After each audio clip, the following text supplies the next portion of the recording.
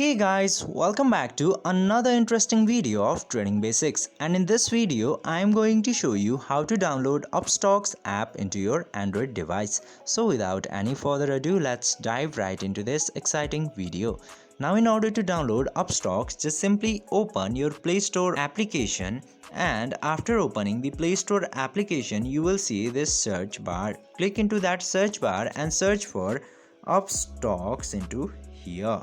And after searching Upstox, this Upstox stocks and demat account application will appear with the purple and white logo with the up text. Just simply click into that application, and after that this install button will appear. Click into that install button, and after clicking into that install button, depending on your internet connection, the Upstox application will be downloaded into your Android devices.